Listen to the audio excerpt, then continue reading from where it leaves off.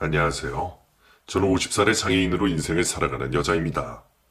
장애인으로 살아가는 인생은 그리 행복하지만은 않답니다. 여러 가지 불편한 점이 상당히 많아요. 그런 역경을 이겨내고 살아가다 보니 이보다 더 힘든 일은 없을 것이라 생각하고 지냈었죠. 하지만 몸이 불편한 채로 살아가는 것보다 마음의 상처를 받고 살아가는 인생이 더욱 힘들더군요. 자포자기하고 인생의 끝을 보고 싶을 심정까지도 생길 정도였으니까요. 다른 사람도 아닌 제게 누구보다 가까웠던 그 사람이 주었던 상처는 세상이 제게 주는 상처보다도 몇 배나 크게 느껴졌습니다. 그럼 제게 있었던 그 상처에 대해서 지금부터 이야기를 시작해 보도록 할게요. 저는 어릴 때 교통사고를 당했어요. 한창 뛰어놀기 시작하던 5살 무렵 정신없던 시장통 근처에서 오토바이에 치였습니다.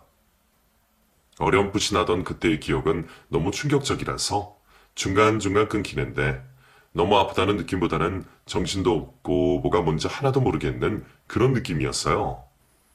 사람들이 말하는데 저는 그 당시 너무 놀라 울지도 않고 어리둥절해 있다가 정신을 잃었다고 하더군요. 갑작스러운 오토바이 사고로 그때부터 저는 다리를 저는 장애인이 되었습니다. 오랜 시간 병원에 누워 있다가 퇴원을 했던 기억이 있지만 제 다리는 마음대로 움직이지 않더군요. 엄마는 자신 때문에 제가 이렇게 되었다면서 많이 힘들어 하셨어요. 밤마다 우셨고 저를 보면서 한숨을 쉬는 날도 많았습니다. 아무것도 모르던 저는 그런 엄마에게 짜증내고 화를 냈고 마음대로 놀 수 없다는 것에 늘 불만이 있었죠. 어린 시절은 다리를 다치게 된 후부터 많이 달라졌습니다. 말괄량의 성격이 가득했던 저는 다리 때문에 굉장히 소심해졌고 뛰어놀지도 못하다 보니까 친구들과의 관계도 당연히 멀어지게 되었어요. 그리고 사람들이 저희 엄마한테 하는 이야기를 듣고 꽤 충격도 받았었죠. 아휴, 어린 여자아이가 벌써부터 이렇게 되었어. 누구한테 시중이나 갈 수 있겠어? 그러게 말이에요. 다 내 죄지요. 내가 평생 안고 가야죠. 내가 죄인입니다, 죄인. 아휴. 아이고, 또 너무 그러지 말고. 거기 시장통 앞이 워낙에 복잡하잖여. 그냥 엇보라 생각하고 마음이 편하게 가죠. 엄마는 홀로 저를 키우고 계셨어요. 아빠는 제가 태어날 때부터 안 계셨고 저와 엄마는 늘 단 둘이었죠. 아빠 이야기는 많이 해주지 않으셨는데 가끔씩 제가 물어보면 저 멀리 비행기 타고 돈을 벌러 간다고 하셨습니다. 하지만 제가 성인이 되었을 때에도 아빠는 집에 오지 않으셨어요. 엄마는 제가 성인이 되었을 때도 항상 걱정이 많으셨습니다. 제 다리가 이렇다 보니 저랑 결혼할 남자가 없을 것이라며 매일 잠도 못 주무시고 고민을 하셨죠. 엄마가 이렇게까지 결혼에 대해서 걱정을 하신 이유는 자신이 혼자 인생을 살아보니 인생이 너무나 힘들어서 그렇다고 하시더라고요. 집안에 남자가 있는 것과 없는 것이 차이가 많이 난다면서 제가 여자의 몸으로 혼자 살아가다 보면 힘들 것이라는 말씀을 많이 하셨어요. 처음에는 엄마의 이런 말이 잘 이해가 되지 않았습니다. 여태껏 그랬듯이 혼자 씩씩하게 열심히 살아가면 될 것이라고 생각이 들었었거든요. 어찌어찌 해서 전문대학까지 나오게 되었고 작지만 분위기 좋은 직장에 취직도 해서 다니고 있었고요. 때때로 직구전 친구들이 저를 장애인이라고 놀리고 다리를 비하는 욕도 쉽게 했었지만 점차 그런 말들도 참아낼 수 있었습니다. 그래야만 제가 살 수 있었거든요. 무슨 일을 하던 아주 활발하게 지내지는 못했지만 그럭저럭 저 나름대로의 살 길을 찾으며 인생을 살아갔던 것 같아요. 그렇게 20대 중반이 되도록 엄마와 단 둘이서 알콩달콩 살았어요. 엄마도 저도 돈을 벌어서 맛있는 음식도 사 먹고 아껴 쓰며 살아가니 그래도 아주 어렵지 않게는 잘 살아갈 수 있겠더군요. 그러던 어느 날 제게 너무 힘든 일이 일어나고 말았습니다. 출근길 만원 버스에 올라타서 손잡이를 겨우겨우 잡고 비틀거리며 가고 있다가 버스가 급정을 했어요. 저도 모르게 손잡이를 놓쳤고 다리가 불편한 관계로 중심을 잡지 못한 채로 왼쪽 바닥 쪽으로 확 쓸려 넘어지면서 다른 사람들의 몸과 부딪혔는데요. 그때 어떤 남자가 제게 화를 벌어냈었어요. 아이씨, 정말 이 사람이 중요한 면접 보러 간데 이게 뭐야? 어머나, 죄송해요. 어떡해요? 어떡하죠? 세탁이라도 해드려야 될까요? 이게 그렇게 해서 될 일이야? 당장 시간도 늦었는데. 뭐야. 장애인이었어? 아이, 정말 아침부터 재수없게 장애인 여자한테. 하루 종일 재수 더럽게 없겠네. 저는 얼굴이 화끈거렸어요. 사람들이 일제히 제 다리를 쳐다보는 것만 같았죠. 따로 목발을 짚고 다니진 않았지만 누가 보기에도 걸음걸이가 이상할 정도로 다리 한쪽을 많이 절었거든요. 그 상황에 뭐라고 말도 못하고 고개만 푹 숙이고 있었는데 그 순간 어떤 남자가 제 곁으로 다가왔습니다. 저 괜찮으세요? 아까 넘어지시면서 다치신 것 같은데. 아, 네네. 전 괜찮아요. 전 괜찮은데 저분이 저 때문에 옷이 상했어요. 귓갈 옷이 뭐가 대수해요? 사람이 안 다치는 게 중요하죠. 그리고 그 남자는 큰 소리로 외쳤습니다. 여기 장애인 좌석 좀 비켜주시죠? 앉아서 가셔야 될 분을 서서 가도록 만드신 분들 때문에 이런 모욕을 당하신 것 같은데. 갑자기 제 편을 들어주기 시작한 그 남자를 보니 하늘에서 내려온 천사 같더라고요. 그 남자의 말에 장애인 좌석에 앉아있던 젊은 여자가 얼른 일어났고 저는 그 덕분에 사람이 꽉 차있는 버스에서 앉을 수가 있었습니다. 그러자 아까 제게 소리를 질렀던 남자가 다가와서 말했어요. 어이, 장인 아가씨. 어쩔 거야, 어? 어떻게 할 거냐고? 당장 30분 후에 나 면접 보러 가야 되는데. 화가 난 그 남자의 말에 저를 구해준 남자가 다시 한번 그 남자가 다가와 제 편을 들어주었고 결국 화를 내던 남자는 중간에 버스에서 내리고 말았습니다. 훤칠한 키에 크고 잘생긴 눈망울, 오똑한 코까지 뭐 하나 부족함이 없게 생긴 그 남자가 이렇게 성격까지 좋다니 제가 생각하기에는 정말 완벽한 것 같았어요. 그때까지는 제게 평생 남자라는 사람은 없다고만 생각하며 살았었는데 그날 이상하게 심장박동수가 빨라지는 것을 느끼게 되었죠. 더군다나 그 남자는 제가 목적지에 다다라서 버스에서 내릴 때에도 저를 부축해 주었고 꼭 병원에 가보았으면 좋겠다고 따뜻한 말까지도 건넸습니다. 바보같이 그런 그 남자의 말에 제대로 대답도 못하고 고개를 숙이고 있던 저를 생각하니 창피하기도 하네요. 그날의 인연으로 저는 회사에 출근했어도 하루 종일 그 남자를 생각하는 시간이 많아졌어요. 늦바람이 무섭다고 한번 마음에 들어오고 나니 그때부터는 걷잡을 수 없이 그 마음이 커지더라고요. 제가 혼자서 피식대면서 웃고 멍하게 다른 생각을 하고 있는 것을 눈치챈 회사 언니가 제게 뭐 기분 좋은 일이 있느냐고 물을 정도였어요. 뭐 좋은 일 있어? 그만 좀 무서워. 입 찢어지겠다. 네? 아니에요. 좋은 일은요. 있구만 좋은 일. 귀신을 속이진 않아 못 속인다. 이건 분명 남자야 남자. 맞지? 내가 소개팅 시켜준다고 할 때는 그렇게 안 한다고 하더니만 어디 다른 데 가서 남자 만난 거야? 어? 아니에요. 그게 아니라 저기... 꼬치꼬치 물어보는 회사 언니에게 저는 그 남자와 있었던 일을 얘기해 주었어요. 그랬더니 그 언니가 같은 시간에 계속해서 버스를 타라고 하더라고요. 일단은 자주 마주치게 되면 고맙다고 밥이나 커피를 한 잔 산다고 말을 하라고 하면서 말이죠. 그 말을 듣고 저는 또 그대로 따라했습니다. 어디서 그런 용기가 나왔는지 모르겠지만 그날 이후 저는 매일 출근 시간에 같은 시간에 오는 버스를 타려고 했었어요. 어쩌다 하나를 놓치게 되려도 될까봐 그 불편한 다리로 엄청 빨리 걸었던 것 같아요. 그리고 며칠 후 드디어 버스에서 그 남자를 다시 마주치게 되었습니다. 꿈만 같았어요. 왜 그렇게 좋은지 아마 입이 귀에 걸렸을 거예요. 두근두근 심장박동이 막 빨라지고 혼자 난리도 아니었는데 저를 발견한 그 남자가 제게 먼저 다가왔습니다. 안녕하세요. 저 기억나세요? 그날 다치진 않았어요? 어머, 안녕하세요. 저는 괜찮아요. 그때 너무 감사해서 밥이라도 한 끼 대접하고 싶은데 혹시 연락처 좀 알려주실 수 있으세요? 저도 모르게 그 남자에게 단도직입적으로 연락처를 물어보고 말았어요. 그 남자는 잠시 당황한 내색을 하더니 자신의 연락처를 알려주었고 통화 가능한 시간까지도 함께 알려주었습니다. 그 연락처를 받고 얼마나 기분이 좋던지. 그런 설레임은 난생 처음이었던 것 같아요. 다음날 저는 그 남자와 통화를 했고 저녁 약속까지 잡을 수 있었습니다. 저와 나이는 동갑이고 군대를 다녀와 대학교를 아직 졸업하지 않았다는 그 남자는 부모님이 원하시는 시험을 준비해야 해서 부담이 조금 있다는 말도 했어요.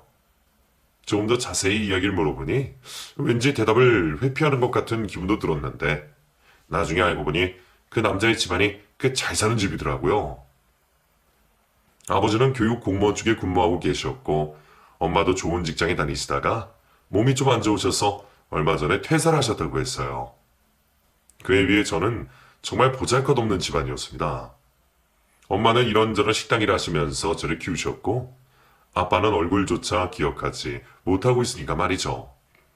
더군다나 4년제의 좋은 대학을 다니던 그 남자와는 다르게 이름도 잘 모르는 전문대를 졸업한 장애인인 제가 그 남자에게 어울릴 수 있을까 하는 생각도 했습니다. 자존감이 많이 낮아진 저는 그 이후로 그 남자에게 연락하지 않았어요. 괜히 저 혼자만의 착각에 빠졌다가 나중에 상처만 받을 것 같았거든요. 그 후로 일주일이 지났을까? 그 남자에게서 먼저 연락이 왔어요. 그냥 궁금해서 연락했다고 하면서 시간 되면 커피라도 한잔 하자고 하더라고요. 부담스러워서 만나지 말까 하다가 저희 회사 근처로 온다고 하기에 어쩔 수 없이 나갔습니다. 요즘 바쁘셨나 봐요. 잘 지내고 계셨어요? 네.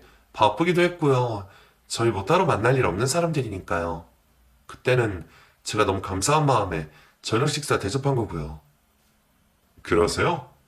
저는 굉장히 편안한 느낌을 받아서 좋았는데 저 사실 부모님이 거는 기대도 크시고 시험 준비도 잘 안 되고 그래서 마음이 계속 힘들었거든요. 그런데 그쪽과 식사하던 날 정말 마음이 안정감이 들고 편안해서 또 뵙고 싶더라고요. 그 남자는 의외의 말을 제게 건넸습니다. 상상도 못한 그 말을 듣자마자 저는 또 얼굴이 시뻘개지고 제대로 고개를 들 수조차 없었어요. 외동아들로 자라서 부모님이 어렸을 때부터 많은 기대를 하셔서 너무나 힘들었다는 고백을 하면서 이상하게 저와 얘기하고 싶고 보호해주고 싶고 그런 마음이 들었다고 덧붙였어요. 저는 그날 이후 그 남자를 단 한순간도 잊을 수가 없었습니다. 밥을 먹을 때에도 잠을 잘 때에도 머릿속에서 떠나질 않았어요. 그런 저를 따뜻하게 대해주던 그 남자도 점점 제게 빠져들었고 저희는 얼마 후 연인으로 발전하게 되었어요. 태어나서 처음으로 연애를 해보니 너무 행복해서 미쳐버릴 것 같더라고요. 얼마 지나지도 않았는데 저는 그 남자에게 푹 빠져버렸고 때로는 내기가 되어서 투정까지도 부리고 매일 같이 있고 싶어 죽는 줄 알았어요. 그렇게 연애를 시작한 지 얼마 되지 않아 엄마는 제 연애 사실을 알게 되셨어요. 감기와 사랑은 숨길 수 없다고 하잖아요. 엄마에게 솔직하게 털어놓았고 축복해 줄 줄 알았어요. 하지만 엄마는 정반대의 반응을 보이셨습니다. 저보고 그렇게 괜찮은 집안에서 저 같은 여자를 좋아할 리 없다면서 당장에 헤어지라고 말씀하셨어요. 어차피 조금 연애하다가 버려질 것이 뻔하다고 하면서 제가 정리를 못하면 엄마가 대신 나서서 정리해 주신다고 단호하게 말씀하시더라고요. 그 말을 듣고 얼마나 울었는지 몰라요. 절대로 남친은 그럴 사람이 아닐 것이라고 하면서 말이죠. 몇 번이나 엄마에게 그런 말을 듣고도 제 연애는 계속되었습니다. 그리고 몇 달 후 엄마는 제 남친 연락처를 알아내어 직접 만나셨나 보더라고요. 남친에게 뭐라고 말을 했는지 남친은 저와 빠른 시일 안에 결혼을 하고 싶다고 했고 정말 번갯불에 콩고 먹듯이 결혼 얘기가 빠르게 진행이 되었어요. 나중에 듣고 보니 엄마는 제 남친에게 마음의 확실함을 보여주라고 하셨다고 해요. 안 그러면 당장에 저를 데리고 도망가 버릴 것이라고 하면서요. 그래서 남친이 결단을 내린 것이고 곧 남친 집에 이야기를 했던 모양입니다. 저는 남친의 손에 이끌려 남친 집으로 인사를 드리러 갔어요. 저희 집과는 상상도 하지 못할 정도의 고급스러운 곳이었는데 제가 집 안에 들어서자 저를 쳐다보지도 않으시면서 당장 돌아가라고 말씀을 하시더라고요. 미안합니다. 돌아가세요. 나는 내 아들 결혼시킬 생각도 없을 뿐더러 아가씨와 연애하는 것조차 마음에 들지 않으니 오지 않는 것이 좋을 뻔했어요. 엄마 왜 그래요? 여기까지 왔는데 그래도 인사는 받으셔야죠. 엄마 제발 이러지 마세요. 이건 제 인생이라고요. 오늘로써 너도 나랑 아들 인연 끝이다. 여기서 나가는 순간 나는 너 호적에서 팔 거야. 그런 줄 알아. 남친과 남친 어머니의 대립은 삭막했고 결국 남친은 자신의 옷 몇 개를 챙겨서 저를 데리고 그 집안을 빠져나왔습니다. 그리고 저희는 저희 집으로 들어와 살기 시작했고 곧 아이도 생겼어요. 남친은 단 한 번도 자신의 부모님에 대해서 이야기하지 않았어요. 제가 가끔 물어볼 때에도 제대로 대꾸하지 않았죠. 제대로 된 결혼식도 올리지 못했지만 당장 생활을 해야 했기에 남친은 작은 회사에 취직을 했습니다. 자신이 가진 능력치보다 훨씬 안 좋은 곳이었지만 당장에 돈을 벌어야 했기에 어쩔 수가 없었어요. 그러니까 저희 집에 엄마와 저, 그리고 남친이 함께 살게 되었고 제 뱃속에 아이까지 생겼으니 3대가 함께 살게 된 것이죠. 그때부터 저는 남친을 남편이라고 부르기 시작했고 엄마도 사이로서 대접을 해주시며 최서방, 최서방하고 부르셨습니다. 얼마 후 아이는 태어났고 연이어서 둘째와 셋째까지 태어나 다둥이 부부가 되었어요. 그러면서도 마음 한편으로는 무거웠어요. 시부모님과 인연을 끊고 살아가고 있었으니까요. 저도 이 정도인데 남편은 얼마나 가슴이 아팠겠어요. 아이를 셋까지 낳았으니 한번 찾아가 보자는 마음에 친정엄마까지 대동해서 찾아간 시댁은 차가운 얼음장보다도 더 차가웠습니다. 현관문도 채 열어주지 않았고 손주들의 얼굴도 보고 싶지 않다고 하시면서 자신들은 아들 없는 셈 쳤다고 말씀하시더라고요. 친정엄마는 현관문 앞에서 무릎까지 꿇으셨는데도 너무 완강하신 말씀에 그 이상은 어떻게 할 수도 없으셨습니다. 그날 그 집 앞에 무릎을 꿇고 계시던 엄마의 모습을 보니 너무나도 속상해서 미치는 줄 알았어요. 하지만 제가 선택한 남자인걸요. 어쩌겠어요. 후회해도 이미 늦은 것을요. 친정엄마는 너무 속상했지만 그래도 제가 어엿한 남편과 자식들까지 낳고 사는 것을 좋게 봐주셨습니다. 그랬기에 저는 시댁의 멸시도 참을 수가 있었죠. 그렇게 세월은 흘러만 갔어요. 시댁은 잠시 잊혀진 채로 말이죠. 큰아이가 초등학교에 입학했을 때쯤이었으니 8년 정도 되었던 것 같네요. 남편은 친한 친구와 사업을 한다면서 그동안 모아두었던 적금이 깨고 회사를 그만두었습니다. 좋은 사업 아이템이 있다던 친구의 말을 철석까지 믿고 대출까지 끌어서 사업에 투자를 했죠. 하지만 그렇게 믿었던 남편의 친구는 그 돈을 가지고 도망을 가버렸고 저희 집은 순식간에 빚더미에 올라앉게 되었어요. 충격적인 일 앞에 남편은 하루하루 술만 마시며 지냈고 결국 일도 하지 않고 폐인처럼 지내기 시작했습니다. 친정엄마와 저는 어떻게든 자식들 먹여 살리고 생활을 해야 했기에 피땀 흘려 돈을 벌고 있었는데 말이죠. 남편이 불쌍하기도 했지만 원망스럽기도 했던 것 같아요. 부부싸움은 매우 잦게 되었고 남편은 점점 밖으로 들기 시작하더니 급기야는 외박도 많이 했습니다. 점점 어긋나기만 하는 저희 부부 사이가 걱정이 된 친정엄마는 어떻게든 남편이 마음을 돌릴 수 있게 저보고 잘하라고 했지만 막상 저는 그렇지 못했던 것 같아요. 가끔 만나게 되는 남편에게 화만 냈고 무책임하다며 소리만 질렀어요. 그렇게 1년 정도를 보냈더니 아이들에게 저희는 늘 싸우는 부모가 되어 있었고 남편은 다른 여자와 바람이 나버렸습니다. 나 여기서 더는 못 살겠다. 정말 지긋지긋해. 이렇게 사는 것도 지겹고 돈돈거리는 당신도 지겹고 좁아 터진 집에서 여섯 식구 엉켜 지내는 것도 너무 싫어. 뭐? 당신 지금 무슨 말을 하는 거야? 이거 당신이 자초한 일이야. 사업으로 집 살 돈 다 날리고 대출 빚까지 갚고 있는데 지금 이럴 수 있는 거야? 나랑 우리 엄마는 당신 빚 갚고 애들 먹여 살리느라 고생하는 거 안 보여? 그러니까 이런 거 다 지긋지긋하다고. 난 원래 힘든 일도 안 해보던 사람이야. 너 만나서 너 같은 장애인 만나서 내가 이렇게 지긋지긋하게 사는 거라고.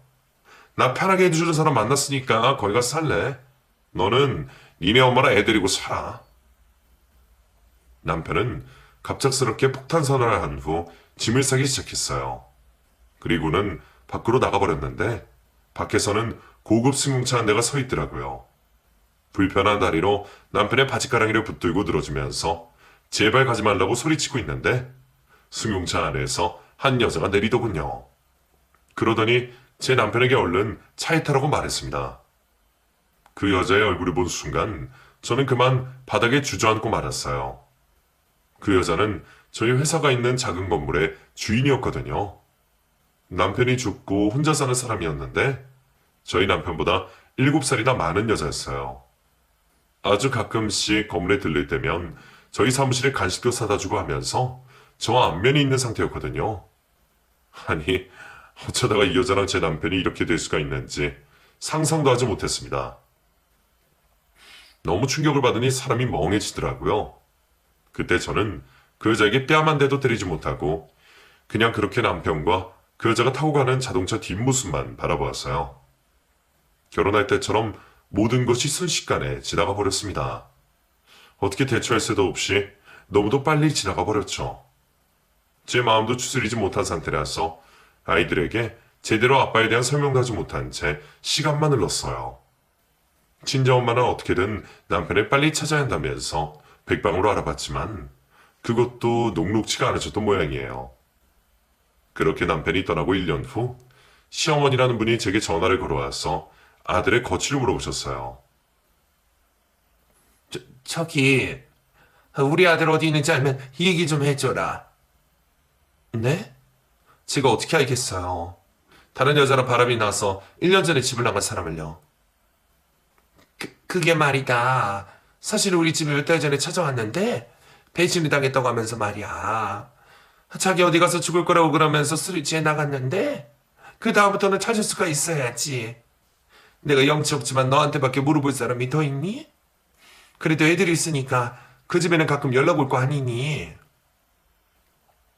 애들이 있다고 올 사람이었으면 진작에 왔겠죠. 고생하기 싫다고 편하게 산다고 다른 여자 만나서 떠난 사람을 제게 물어보시면 안 되죠. 이런 전화 다시는 하지 마세요. 지모의 전화는 정말 기가 막혔어요. 그동안 저를 며느리로 인정도 해주지 않다가 자기 아들에게 무슨 일이 있을 것 같으니 제게 전화를 해서 물어보다니 황당하고 어이가 없었죠. 저희 엄마는 그런 인간 말종들을 가만히 안 두겠다며 당장 찾아가려 하시는 걸 겨우 말렸습니다. 제게는 누군가를 미워할 여력도 없었어요. 아이 셋을 키우면서 남편이 남기고 간 빚을 갚아야 했으니까요. 남편의 상간녀 때문에 다니던 회사도 그만두고 집에서 가까운 공장을 다니며 아이들을 키웠습니다. 집도 대출 때문에 이사를 가야 했고요. 친정엄마는 오랜 식당 일 때문에 몸이 많이 상하셔서 더 이상 식당 일은 하지 못하신 상태였지만 그 몸을 해서 또 폐지를 주우러 다니셨어요. 아직 엄마의 손길이 필요한 아이들은 친정엄마가 근근히 들러서 챙겨주었고 저는 온몸의 뼈가 으스러질 때까지 일을 하고 또 했습니다. 꿈속에서라도 남편을 만나는 날에는 욕을 얼마나 했던지 잠을 자고 일어나서도 화가 채 풀리지가 않을 정도였어요. 아이들이 아빠 어디 갔냐고 물었을 때에는 가슴에 피눈물을 흘리며 외국에 돈을 벌러 가셨다고 말했습니다. 그 옛날 저희 엄마가 제게 했던 그 말처럼 똑같이요. 더군다나 지 아빠랑 똑같이 생긴 첫째 아들이 점점 커갈 때에는 남편의 얼굴이 겹쳐 보여서 말을 안 듣고 그럴 때 얼마나 혼을 내는지 몰라요. 너무 미안하면서도 저도 사람인지라 그렇게 되는 것 같아요. 시간은 흘러 친정엄마는 점점 연로해져만 갔고 건강도 쇠약해지셨습니다. 그러면서도 꼭 뭐라도 해서 돈을 벌어야 한다면서 폐지를 주우러 다니셨어요. 그리고 가끔씩 시아버지가 제게 전화를 걸거나 찾아와서 자신의 아들의 행방을 묻기도 하셨는데 그때마다 봉투에 돈을 조금씩 넣어주셨고 그 덕분에 그 아이들에게 가끔 고기도 사 먹일 수 있었던 것 같아요. 남편이 집을 나가고 한 10년쯤 지났을까 남편의 어머니가 돌아가셨던 연락을 받았습니다. 결혼할 때부터 지병이 있으셨는데 아마도 그게 악화되셨던 모양이에요.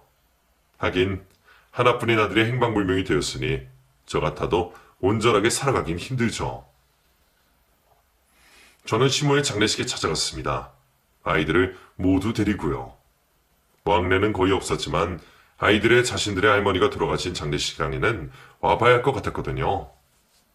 어리둥절한 아이들에게 차근하게 설명을 해주었고 할머니의 영정사진 앞에서 절을 올리는 것을 보니 마음이 그나마 뿌듯하더라고요.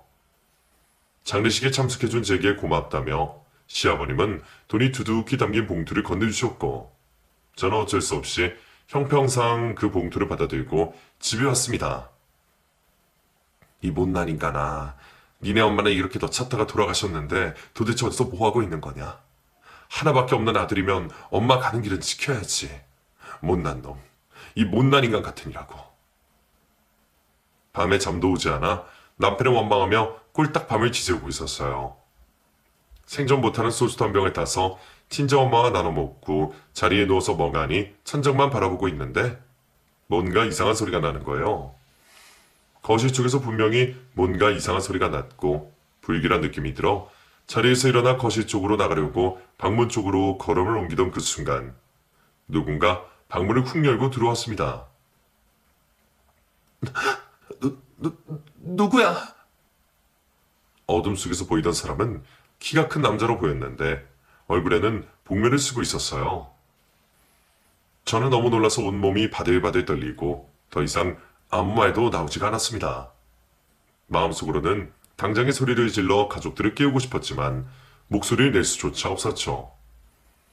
바들바들 떨리는 몸이 바닥으로 축 처지고 있는 동안 복면을 쓴 강도는 아무 말도 하지 않고 그저 저를 바라보고만 있더라고요.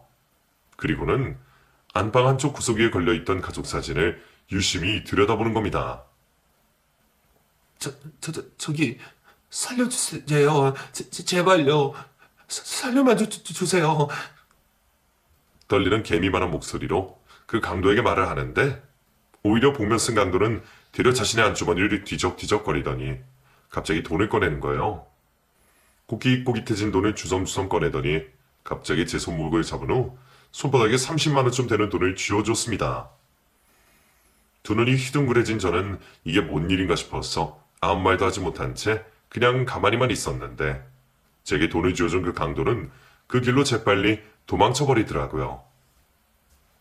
우당탕탕 소리가 나니 친정엄마와 자식들 모두가 잠에서 깨서 제게 달려왔고 무슨 일이 있느냐며 소리를 쳤어요. 엄마, 이게 무슨 소리야? 무슨 일이 있죠? 방금 누가 나가는 것 같은데? 무슨 일이야? 어디 다친 데는 없어요? 저기, 그래, 없어. 다친 데 없어. 걱정하지 마. 방금 뭐예요? 도둑이죠. 엄마 도둑이랑 마주친 거예요? 이 돈은 뭐예요? 그게, 저기 있잖아. 저는 순간 너무 놀라서 정신을 잃고 말았습니다. 그리고 한참 뒤에 정신이 들어 깨어났고 자식들은 그 사이 경찰에 신고를 해놨더라고요. 저는 마음을 가다듬고 경찰에게 있었던 일을 자세하게 이야기해 줬어요. 잃어버린 물품도 없고 협박도 안 받았으며 오히려 돈을 받았다고 했어요. 아무리 생각해도 뭔가 이상하다고 했고 가족들도 의아해했죠. 그리고 더욱 이상했던 것은 안방에 걸려있던 가족 사진을 유심히 들여다본 것이었는데요. 사실 거실에 걸어놨던 사진인데 남편이 떠나고 빚 갚고 그러느라 이사를 오면서 아이들한테 조금 부끄러운 면이 있어서 안방으로 옮겨놓은 사진이거든요. 본명 쓴 강도가 왜 그 사진을 그렇게도 유심히 들여다봤는지 이해가 되지 않더라고요. 어쨌든 너무 놀란 일을 겪고 나서 다음날 공장에 가서 일이 손에 잡히지 않아 많이 힘들더라고요. 집중도 안 되고 뭔가 이상하고 찝찝한 기분도 가시질 않았고요. 일을 마치고 저녁이 되어서 퇴근을 했고 아이들과 다 같이 식사를 하고 있는데 경찰들이 집에 찾아왔더라고요. 어제 신고하셨죠? 그 강도가 오늘 자수를 해왔습니다. 그리고 네, 맞아요. 자수요? 자수를 했다고요? 네, 경찰서에 찾아왔더라고요. 그리고 이것도 좀 이 집에 가져다 달라고 했거든요. 저기 이거 좀... 네? 이거요? 이게 뭐죠? 경찰은 금목걸이 하나와 시계 하나를 제게 건넸습니다. 그리고는 또 말을 이어갔어요. 최민석 씨 아시죠?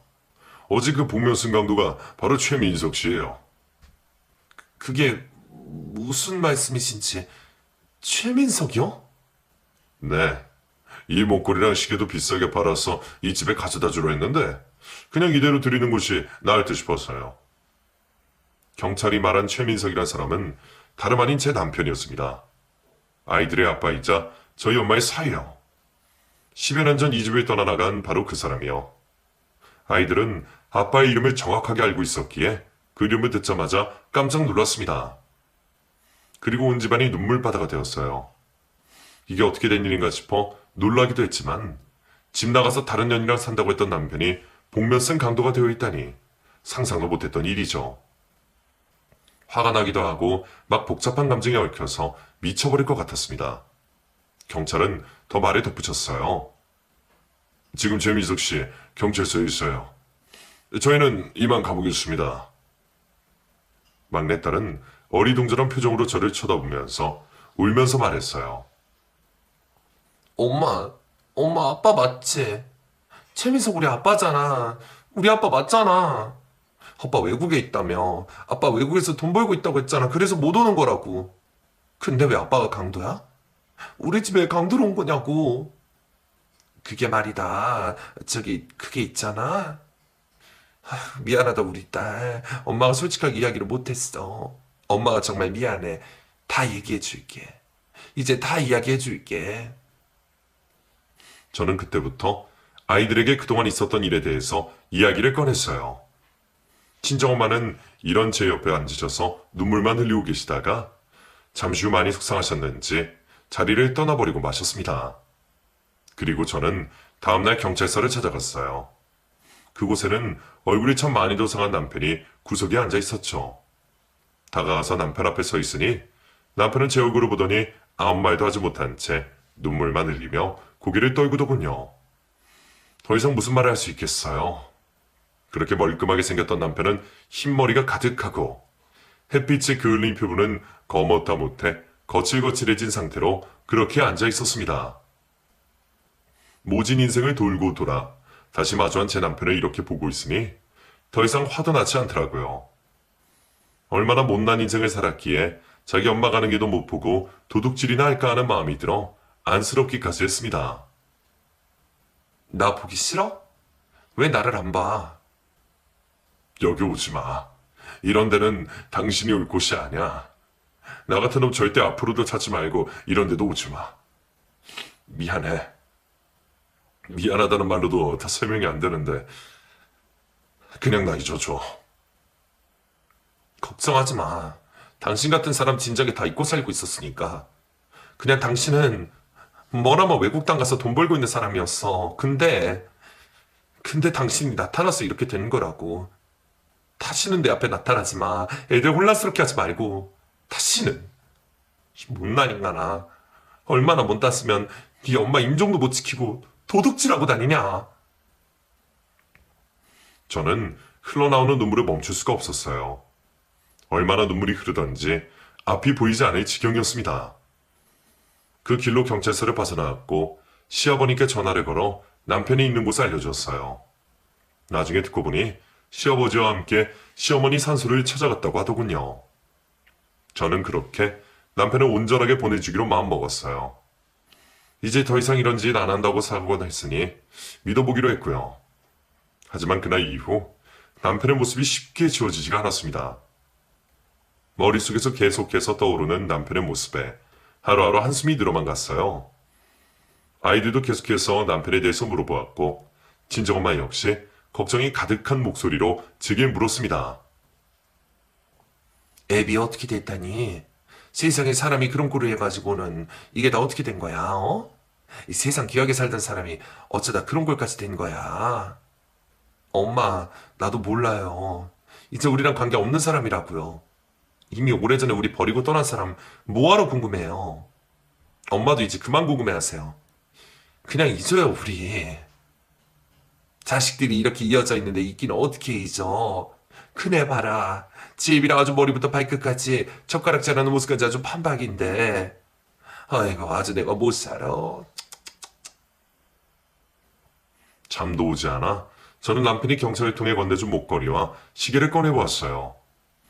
언제 산 건지 먼지가 가득하고 시계줄에 누렇게 때가 끼어져 있는 것을 준 걸 보면 아마 그 사람이 가진 전부였던 것 같아요. 복잡한 마음으로 하루하루를 살아가던 중 어느 날부터 집 앞에 쌀이 있었고 또 어느 날에는 검은 봉지 안에 고기가 들어있었습니다. 이게 뭐지 싶어 시아버님께 전화를 걸어보았지만 자신은 모르는 일이라고 말씀하시더라고요. 집 안으로 가져가서 냉장고에 넣어두긴 했지만 누가 주었는지도 몰랐기에 마음이 조금 쓰였던 찰나. 제가 좋아하던 붕어빵이 들어있는 것을 보고 저는 남편이 가져다 놓은 것을 알게 되었습니다. 큰 아이를 임신해서 그렇게 먹고 싶어 하던 붕어빵을 잊지 않았었나 봐요.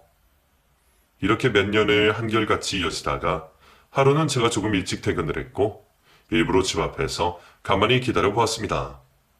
아니나 다를까 잠시 후 남편이 검은 봉지를 가지고 열심히 저희 집 쪽으로 걸어오고 있더군요. 저를 보고 화들짝 놀라서 손에 들고 있던 봉지를 놓쳤는데 그 안에는 따끈한 붕어빵이 들어있었습니다. 이렇게 자꾸 놓고 가면 모를 줄 알아? 당신인 거 다 알고 있다고. 그게 저기 그게 당신이 무슨 천사야? 천사도 아닌 사람이 왜 그렇게 몰래 두고 가? 들어와, 밥이나 먹고 가게. 어? 밥? 보아하니 어디서 밥도 못 얻고 다니는 것 같은데 온 김에 밥이나 먹고 가. 저는 남편에게 저녁을 먹고 가라고 했고 끝까지 들어오지 않고 우두커니 서 있던 남편의 등을 떠밀어 집 안으로 들어오게 했습니다. 집 안에는 친정엄마도 계셨고 세 아이 모두 들어와 있었어요. 아빠의 등장으로 세 아이는 그만 그 자리에서 얼음이 되었지만 친정엄마는 아무렇지 않게 말씀하셨어요. 아니 뭐하나. 치서봐, 땅 안 꺼지니까 얼른 앉아. 내가 된장찌개 끓여놨으니까. 식구끼리 밥 한 개 먹는 게 뭐가 됐으라고. 어여 앉아. 너네들로 앉아라. 상 피고 얼른. 아이들은 할머니 말을 듣고는 얼른 바닥에 상을 펴고 반찬을 나르고 숟가락도 가져다 놓았습니다. 모든 밥상이 다 차려지고 친정엄마는 얼른 밥을 먹자고 말씀하셨고 저희는 모두 다 상 앞에 앉아 밥 숟가락을 대기 시작했어요. 남편은 모든 가족이 모인 자리에서 얼굴도 채 들지 못하고 고개를 푹 숙이고 있었고 잠시 후 남편의 어깨가 흔들리며 우유라는 소리가 들렸습니다. 내가 미안하다. 정말 미안해. 내가 죄인이야. 나같이 나쁜 놈이 어떻게 다시 이 집에 들어올 수 있는지 모르겠다. 죄송합니다. 정말 미안해. 남편의 울음소리에 모든 가족들은 밥을 먹지도 못하고 눈물을 흘리기 시작했어요. 저는 그런 남편에게 말했죠. 뭘 잘했다고 밥상머리 앞에서 울고 있어. 얼른 밥이나 먹어. 이러다 다식잖아, 얼른. 저 또한 눈물을 흘리며 말을 이어가고 있었죠. 내가 뒤늦게 잘못한 걸 알았을 때 이미 모든 상황은 안 좋아지고 난 후였어. 내가 미쳤었나 봐. 그 뒤로는 너무 미안해서 정말 너무 죄인이라서 차마 가족 앞에 나타낼 수가 없었어. 내가 무슨 수로 나타나? 뭘 잘했다고 나타나? 나 여기 있으면 안 되겠다. 이만 가볼게. 남편은 밥 한 숟가락 뜨지 못하고 그대로 그 자리에서 일어나려 했지만 하지만 그때 그런 남편을 붙잡은 것은 남편과 똑 닮은 큰아들이었어요.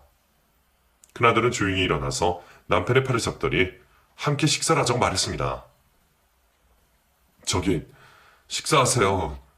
우리 같이 밥 먹어요. 그냥 우리 같이 밥 먹어요. 가지 마세요. 아빠를 붙잡는 큰아들의 말에 저희 가족은 모두가 눈물바다가 되었습니다. 억누르고만 숨죽여 울고 있던 저도 더 이상은 참지 않고 큰 소리로 오해를 했어요. 한참을 그렇게 온 가족이 울고 나니 된장찌개는 다 식었고 떠놓은 밥도 다 식었습니다. 친정엄마는 눈물을 훔치시고는 얼른 다시 국과 밥을 떠오셨고 저희 가족은 그렇게 아주 오랜만에 다 같이 모여 식사를 했어요. 남편도 눈치를 살피더니 밥 한 숟가락을 떠서 입에 넣었고 된장찌개도 한 숟가락 떠서 입에 넣더군요. 입에 맞는지 허겁지겁 밥을 먹기 시작한 남편은 어느덧 밥 한 그릇을 툭딱 비우고 한 그릇을 더 먹었습니다. 그 후로도 남편은 계속해서 집 앞에 쌀과 과일, 그리고 제가 좋아하는 음식들을 가져다 두었고 가끔씩 집에 들어와 아이들과 다 같이 식사도 하고 지내게 되었어요. 그렇다고 남편을 다시 받아준 것은 절대 아니에요. 자연스럽게 아이들과 아빠의 관계를 연결해주고 싶은 마음이 있을 뿐이죠. 다행히 아이들도 아빠에 대한 거부 반응보다는 안쓰럽고 불쌍하다는 생각이 더 많은 것 같아요. 피는 물보다 진하다는 말이 있잖아요. 서로에게 강하게 이끌리는 마음이 바로 그런 게 아닐까 생각이 드네요. 그렇게 미워하던 남편을 복면 강도로 만났으니 얼마나 황당했을지 제 심정이 이해가 가실지 모르겠습니다. 아직도 그때를 생각하면 꿈인지 생시인지 구분이 안 될 정도로 놀랍네요. 이런 일을 겪게 될 줄은 상상도 못했는데 말이죠. 이런 걸 보면 참 사람들이 사는 세상은 너무나도 다양한 것 같아요. 그 어느 누구도 한 치 앞도 모르는 것이 인생이고요. 저는 이제 웬만한 일에는 충격도 안 받을 것 같아요. 여태까지 받았던 충격이 너무 커서 더 이상 놀랄 일도 아마 없지 않을까 싶네요. 제 이야기는 여기까지입니다. 긴 이야기 끝까지 들어주셔서 감사드려요. 추운 겨울 다들 감기 조심하세요.